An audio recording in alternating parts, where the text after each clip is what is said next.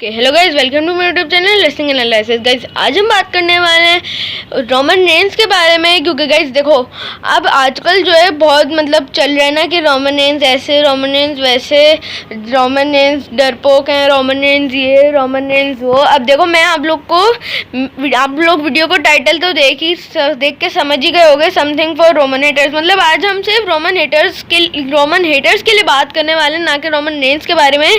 क्योंकि यार देखो अब हम लोग सीधा मुद्दे के ऊपर आ जाते हैं। अब देखो यार, एक होता है ना, मेरे रोमन रेंस फेवरेट है, मैं इसलिए वीडियो नहीं बना रहा, मैं इसलिए बना रहा हूँ क्योंकि आप सबका भी कोई ना कोई फेवरेट होगा, रेसलिंग में, क्रिकेट में, फुटबॉल में, हर स्पोर्ट्स में, हर अलग अलग चीज़ में हर किसी का कोई ना कोई फेवरेट होता है।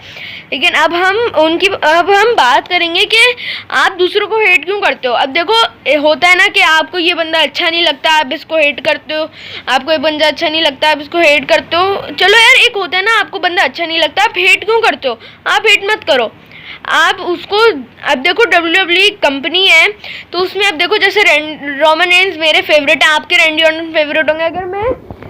अगर कोई बंदा रैंडी ऑर्टन के बारे में कुछ उल्टा सीधा कह देगा, कुछ बुरा भला कहेगा, तो आपको बुरा लगेगा ना, एक सीधी सी बात है, हर फैन को बुरा लगेगा।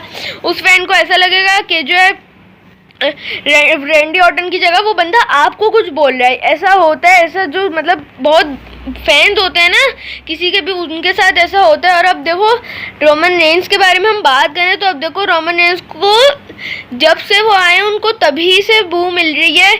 अब भले ही वो फेस हो या हील हो। अब देखो शील्ड की बात करें तो शील्ड में तो रोमन रेंस को बू नहीं मिलती, क्योंकि शील्ड तो एक फैक्शन है, और शील्ड को जो है WWE इतना अच्छा दिखाती है कि उसको कोई बंदा हेट कर ही नहीं सकता। होता है कि एक सिंगल सुपरस्टार को कोई हेट कर रहा हो, वो अलग बात है, लेकिन देखो उस बंदे को कोई हेट कर ही नहीं सकता। एक फैक्शन है, अगर आपको उसमें से कोई एक भी बंदा अच्छा लगे ना, आपको वो पूरी फैक्शन अच्छी लगेगी।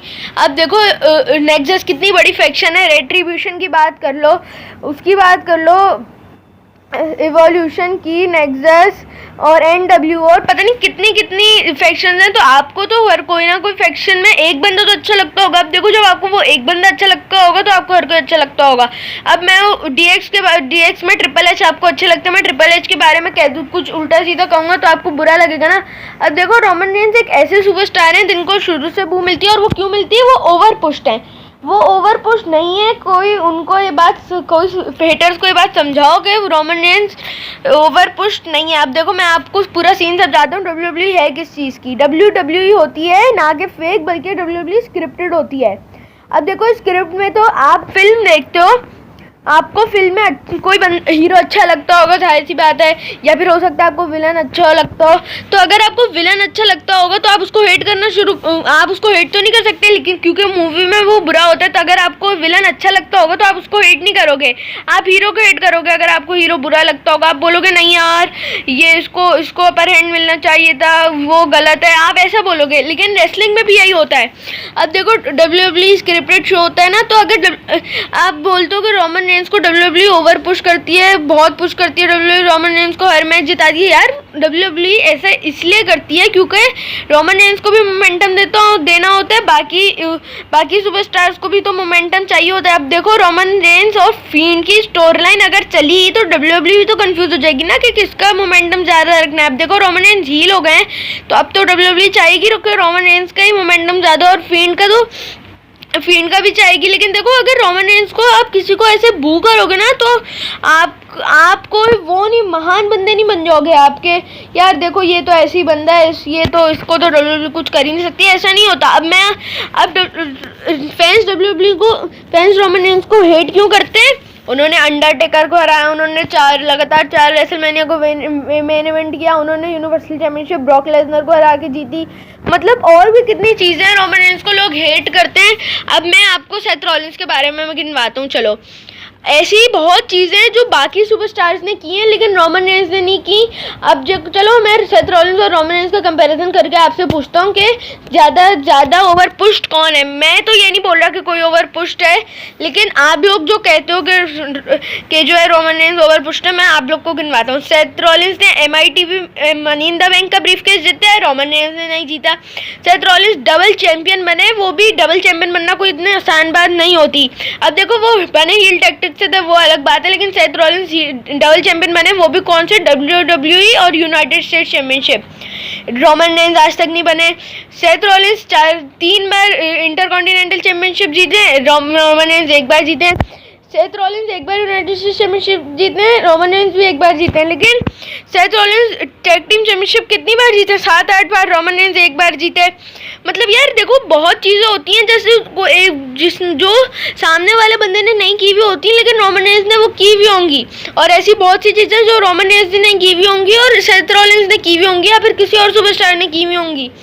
अब देखो किसी को हेट मत करो, मैं सिर्फ ये कहूँगा। और ये बात कहीं अपने मतलब देखो, मैं आप लोग से जस्ट एक रिक्वेस्ट कर रहा हूँ, किसी को हेट मत करो और अपने दिमाग में, दिल में ये बात बिठा लो कि जो है WWE में कोई बंदा भी ओवर पुश नहीं है। अब मैं आपको बताऊं कि रेसलमेनिया 33 के पहले सीन क्या हुआ था, जब रोमन रेंज को पता चला ना कि उनका मैच होने वाला है अंडरटेकर के साथ, तो जो है रोमन रेंज को भी यही लग रहा था कि जो है अंडरटेकर रोमन रेंज को हराएंगे, और रोमन रेंज चाहते भी यही थे।